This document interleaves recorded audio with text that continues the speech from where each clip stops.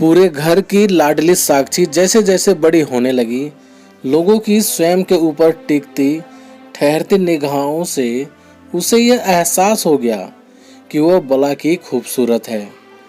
गोरा रंग, तीखे नए नक्श, सांचे में ढली काया और कमर तक झूलते लंबे काले घने लहराते बाल।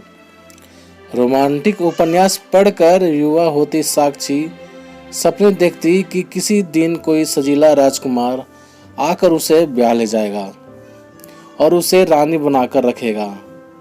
साक्षी के सपने पूरे भी हुए जब आईएएस अधिकारी आर्यन से उसका विवाह हुआ।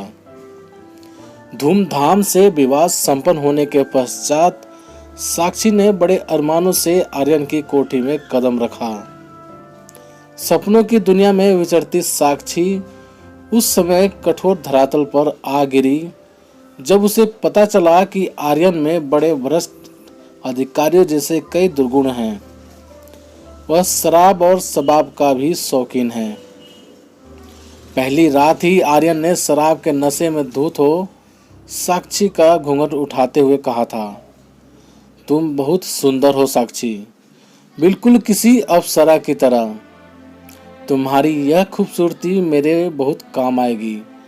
मुझे बड़े अफसरों और नेताओं से अपना काम निकलवाने में आसानी होगी।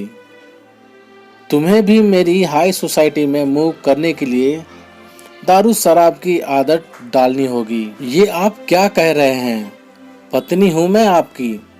मेरे सम्मान की रक्षा करना आपका दायित्व है और आप स्वयं ही, मुझसे यह नहीं हो पाएगा।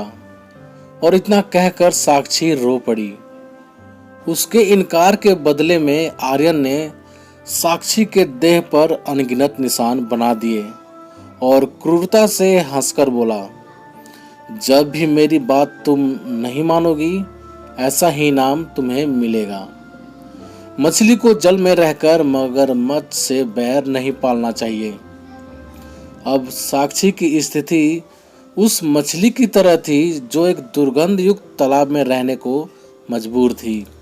वो अपनी परेशानियां, अपनी पीड़ा अपने माता पिता से भी नहीं बता सकती थी, क्योंकि वह यह जानती थी कि उसके हृदय रोगी पिता यह आघात सहन नहीं कर पाएंगे।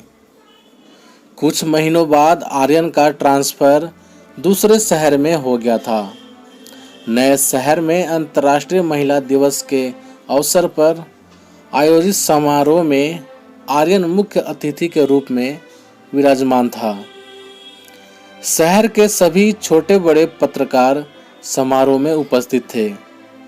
साक्षी सदा की तरह अपनी साड़ी का आंचल अपने इर्द गिर्द लपेटे चुपचाप स्टेज पर बैठी हुई थी। आर्यन को मालाएं पहनाई जा रही थीं और उसकी कर्मठता के किस्से हवाओं में गूंज रहे थे।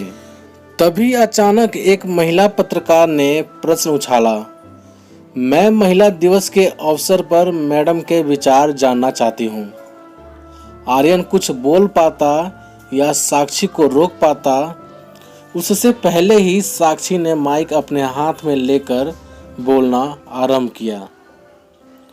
आप देख रहे हैं कि मैंने साड़ी का आंचल अपने चारों ओर लपेट रखा है। ऐसा करना शालीनता की निशानी नहीं, मेरी मजबूरी है। मेरा भी मन करता है कि मेरा आंचल खुली हवा में लहराए, परंतु मैं ऐसा नहीं कर सकती, क्योंकि ऐसा करने से आपको मेरे शरीर पर पड़े हुए अनगिनत घाव और निशान दिख जाएंगे जो मेरे कलेक्टर पति की देन है।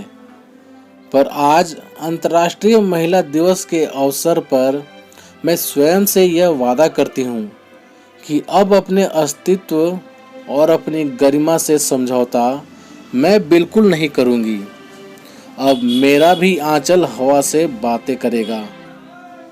कहकर उसने अपनी मुट्ठी में कसकर जकड़ा आंचल का दूसरा सिरा छोड़ दिया। एक पल के लिए हॉल में सन्नाटा छा गया, परंतु दूसरे ही पल सारा हॉल तालियों की गड़गड़ाहट से गूंज उठा।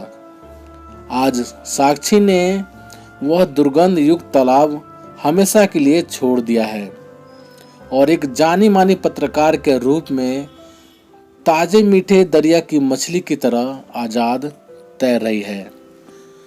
तो प्यारे दोस्तों, आप सभी को ये कहानी कैसी लगी प्लीज़ कमेंट करके हमें ज़रूर बताना।